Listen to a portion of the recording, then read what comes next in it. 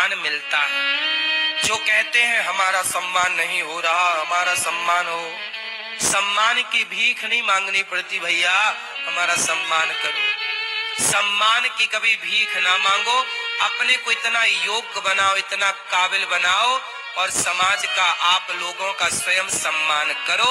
अपने आप आपका सम्मान होना स्टार्ट हो जाएगा।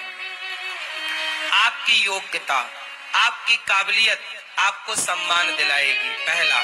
दूसरा, जब आप लोगों का आदर करते हैं, लोगों का सम्मान करते हैं, तो आपका भी आदर सम्मान बढ़ता है। इसलिए जो बोएंगे वो काटेंगे।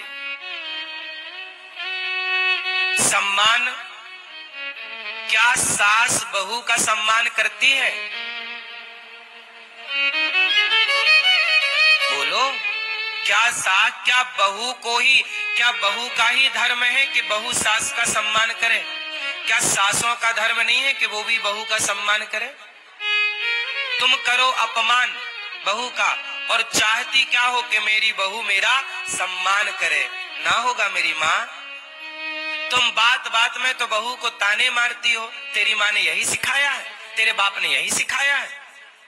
तुम अपनी बहू को मारो ताने, करो अपमान, करो जलील और फिर अपनी बहू से उम्मीद करो कि मेरी वो मेरा सम्मान करे, मेरा आदर करे, मेरी इज्जत करे।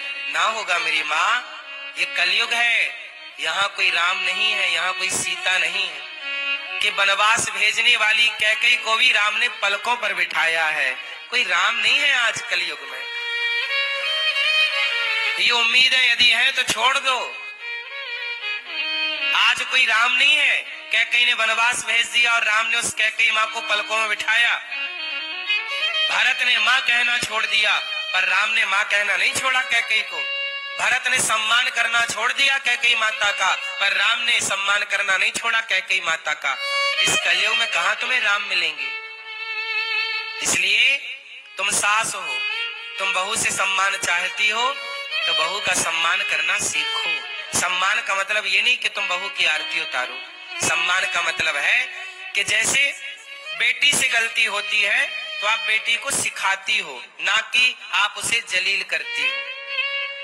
बेटी के हाथ से गिलास टूट जाए कांच की, बेटी के हाथ से दाल में नमक ज्यादा हो जाए, बेटी के हाथ से खीर जल जाए, बेटी के हाथ से हलवा जल जाए, तो आप उसे सिखाओगी कि बेटा हलवा ऐसे नहीं ऐसे बनाते हैं, खीर ऐसे नहीं ऐसे बनाते हैं, साग दाल ऐसे नहीं ऐसे बनाते हैं। लेकिन बहू से बिगड़ जाए, सब लोग बैठे हैं 20 लोग खाने के लिए, बहू के हाथ का खाएंगे नहीं बहू का, तभी बेचारी नई नवेली दुल्हन है, हाथ कांप रहे हैं, जल्दी जल्दी में नमक ज्यादा डाल दिया, और नमक ज्यादा डाल दिया तो खाने वाले मजाक करे, इसकी माँ ने देखो यही से नमक तक का डालने का तो ज्ञान है नहीं, बड़ी बहू बनती है। बड़ी माँ कह रही थी कि मेरी बहू तो बड़ी गाय है, गाय।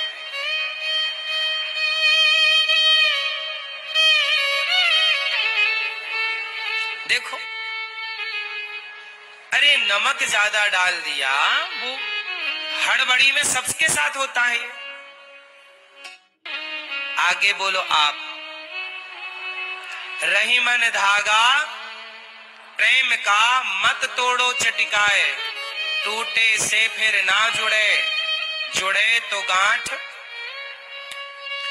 सम्मान बेटी बहू का भी करो, बहू का सम्मान बेटी की तरह करो, और सास का सम्मान माँ की तरह करो।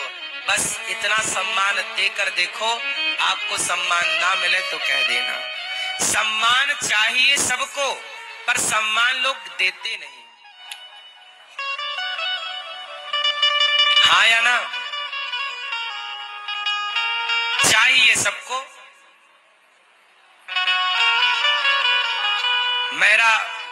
मेरा धर्म है आपको समझाना। देखो, आप गौरी गोपाल आते हैं ना, मेरे से जितना हो पड़ता है मैं आप लोगों का सम्मान करता हूँ, आदर करता हूँ, आप लोगों की सेवा में सवेरे से शाम तक लगा रहता हूँ।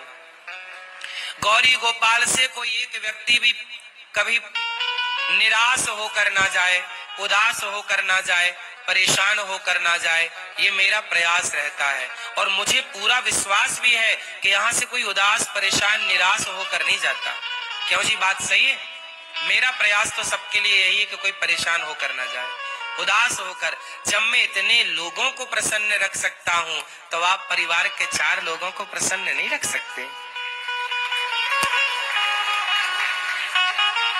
बताओ, कठिन काम, ज्यादा लोगों को प्रसन्न करना कठिन काम है कि कम लोगों को? ज्यादा लोग, देख गौरी गोपाल में कितने लोग। अच्छा ये बताओ, हमारे कार्य से आप कितने लोग प्रसन्न हैं? हमारे व्यवहार से आप कितने लोग प्रसन्न हैं? प्रसन्न हैं? हमारी कोई बात आपको बुरी तो नहीं लगी? हमारा कोई व्यवहार आपको परेशान तो नहीं किया? तो जब हम आपको, इतने लोगों को प्रसन्न रखने का प्रयास कर सकते हैं और हमें प्रसन्न रखने में कुछ कुछ कामयाबी भी मिल जाती है, तो फिर आप अपनी एक बहू, एक सास, एक पति, एक पत्नी, एक जेठानी, एक देवरानी, एक ही तो है सब कुछ लगभग आजकल, एक बेटा, एक बेटी, हाँ या ना? तो प्रसन्न रहो और प्रसन्न रखो। ऐसा कोई कड़वा ना बोलो यहां से, क्योंकि रिश्ते यहां से बनते हैं। कहां से? वाणी से। रिश्ते वाणी से बनते हैं और रिश्ते वाणी से टूटते हैं। आप अच्छे शब्दावली का प्रयोग करेंगे तो रिश्ते सदा चलेंगे। आज आप हमें बोल दीजिए कुछ भी उल्टा सीधा, हम आपको बोल दें कुछ भी जो मन में आए, आज ही आप मुंह फुला के चले जाएंगे, फिर कभी ना आएंगे। फिर तो क्या फायदा हो जाएगा? मैं आपको नाराज करके, आप मुझे नाराज कर दीजिए, मैं आपको बोल के कठोर, क्या फायदा होगा? पहले तो तुम अब औरों की निकालो, पहले तो हम देखो अपने को ठीक करें। आप बुरे होंगे, हमें दिक्कत नहीं है, हम कितने बुरे हैं हमें इससे दिक्कत है, हम ठीक करें। अपने को पढ़ो, अपने को गढ़ो, आकलन अपना, मुआयना अपना, दर्शन अपना। दर्पण में अपने को देख रहे हो तो जरा विचारों के दर्पण में भी आप अपने को देखना सीखो। अपना आकलन करो, अपने को बेहतर।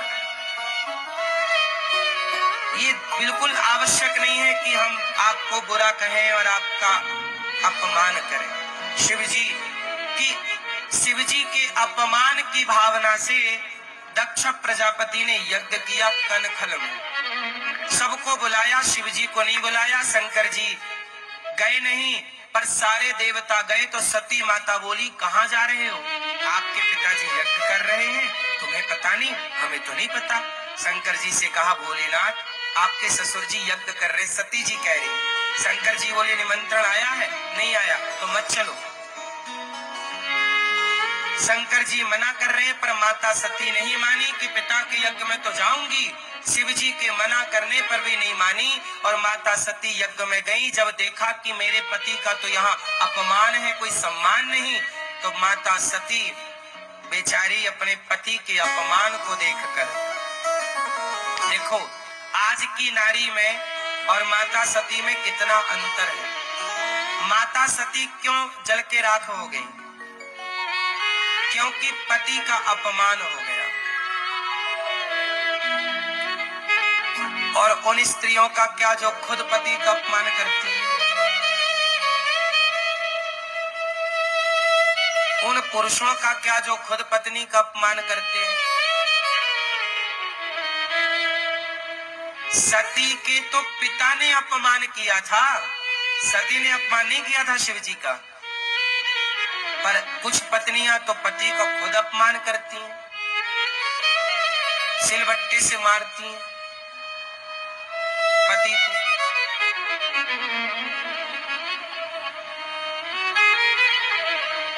और सुनो, सती ने कहा कि मेरे पिता ने अपमान किया। आजकल की लड़की माँ के भाग आती है और लड़की की माँ कहती है, तू चिंता ना कर बेटी, दामाद जी तो नाक रगड़ते हुए आएंगे तुझे लेने के लिए। और आप बड़ी खुश होती हो कि वाह मेरा पति नाक रगड़ेगा, तो आपको नहीं लगता कि आप अपने मायके वालों के साथ मिलकर अपने पति का अपमान करा रही हो? तुम्हारी मां को नहीं समझाया जा सकता, क्योंकि अब वो समझने की स्थिति में नहीं है। लड़की की मां को कहां समझाया जा सकता? समझ होती तो वो ये बात ही ना करती कि दामाद जी नाक रगड़ते आएंगे। पहली बात तो ये शब्दावली गलत। आपने ये बताओ, मंडप के नीचे बैठकर अपनी बेटी का कन्यादान किया है कि नहीं? बोलो हाँ। जिस लड़के को कन्यादान किया है, उस लड़के को पहले क्यों नहीं परखा, क्यों नहीं ठीक से देखा? दान किया है ना, उसके पांव पूजे हैं ना तुमने, तो जिसके तुम पांव पूजते हो उसको उसकी नाक रगड़वाते हो।